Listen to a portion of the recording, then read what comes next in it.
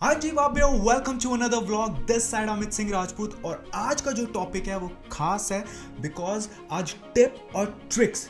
हाँ, रुको रुको रुको। ट्रिक्स आपको फंसाने के लिए नहीं है, ये ट्रिक्स वो ट्रिक्स नहीं है बाकी व्लॉगर्स की तरह, क्योंकि आज मैं आपको कुछ टिप्स देने वाला हूँ जो भी जर्मनी आने वाला है। सो फ्यूचर में वो ये चीजें ना करें, ये गलतियां ना करें और इस चीज का एक्सपीरियंस ज्यादा लें। उस टॉपिक के ऊपर मैं आज आपके साथ बातचीत करूंगा। सो टॉपिक को और वीडियो को लंबा ना करते हुए चलते हैं ब्लॉग के अंदर। जो न्यू सब्सक्राइबर है उनको ये जरूर कहूंगा कि subscribe my YouTube channel, hit the like button. अगर ये वीडियो इंफॉर्मेटिव लगी तो जरूर कमेंट करके जाना। चलते हैं ब्लॉग में। अब अगर आपका मूड आपने फाइनली डिसाइड कर दिया कि अब आप लोगों को जर्मनी आना है, ऑस्ट्रेलिया, कनाडा, न्यूजीलैंड, ऑस्ट्रेलिया से फेड अप हो चुके हो कि नहीं जाना, वैसे भी वीजा तो वहां मिल नहीं रहे, तो तो घूम फिर कर बंदा जर्मनी रहा है। Europe is the best option right now. तो अब उसके लिए मैं आपको कुछ टिप्स दे देता हूं। अगर आप जर्मनी आ रहे हो तो इंडिया से कोई एक स्किल्ड काम जरूर सीख कर आना, उसमें थोड़ा प्रोफेशनल हो जाना, ज्यादा नहीं तो 50% तो हो ही जाना, बिकॉज वो आपके लिए हेल्पफुल होगा कि जर्मनी में आपको एक अच्छे स्किल्ड लेबर की गिनती में गिनी जाए। बिकॉज यू नो फिर जर्नल लेबर में गिनी जाएगी। आप अगर एज अ स्टूडेंट आए हो या कुछ भी आए हो किसी में भी, तो वही आपको, या फिर क्लीनिंग जैसे मैंने की थी क्लीनिंग, या फिर किसी रेस्टोरेंट के अंदर की क्लीनिंग या हेल्पर की जॉब, या आइदर थर्ड जो riding as a grocery delivery. तो मैं नहीं चाहता कि आप लोग ये सारा काम करो जो मैं तुम्हारा भाई कर चुका है। सो एक बार्बर ले लेते हैं। अगर आपने बार्बर का भी काम सीख रखा है विच इज़ वेरी गुड। अगर आप आते हो यहाँ, एक स्किल्ड काम है, क्या करना है, ज़्यादा कुछ नहीं, इसमें डॉइच मारने की भी ज़रूरत नहीं है। वो आएगा, वो बंदा बोलेगा 0 cut then 1 2 and that's it, खत्म। 30 यूरो आपके जेब में। हाँ, बट टैक्स ज़रूर भरना उस 30 यूरो का। तो ये चीज़ है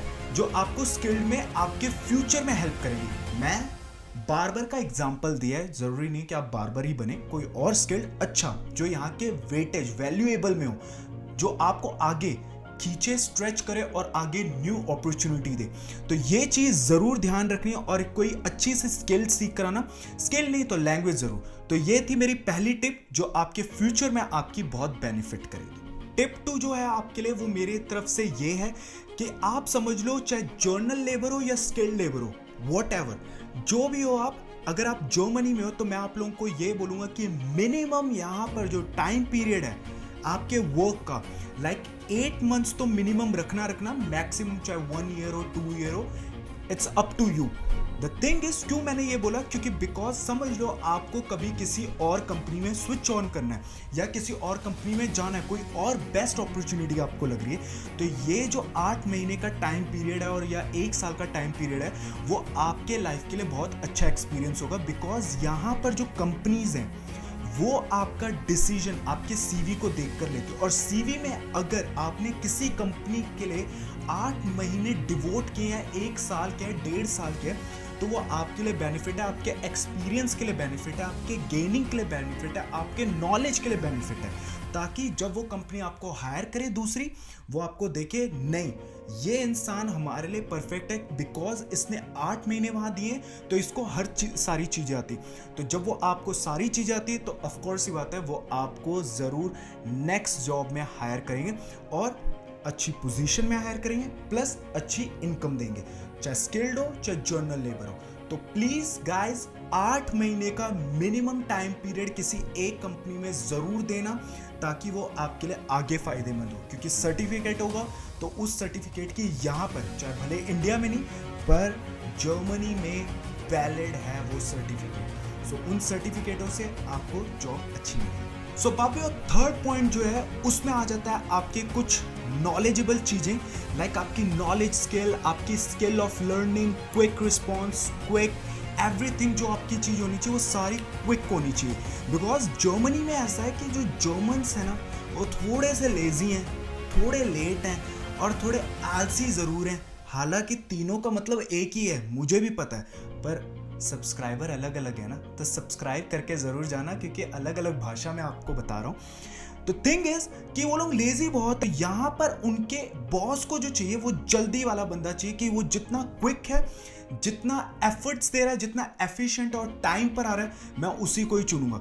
तो अगर आपके अंदर ये सारी खूबियां हैं, नहीं भी है तो उसको बिल्ड करना शुरू करो। क्विक लर्निंग डालो अपने अंदर, क्विक रिस्पॉन्सिबिलिटी, क्विक रिस्पॉन्स डालो, और जितना ज़्यादा हो सकता है अपना एफर्ट्स दिखाओ कि आप उस कंपनी के लिए मतलब जी जान दे रहे हैं अपनी। तो इधर ऐसा है, इधर आपकी वैल्यू है, आपकी हर चीज़ की वैल्यू है, इंडिया में चाहे हो या ना हो।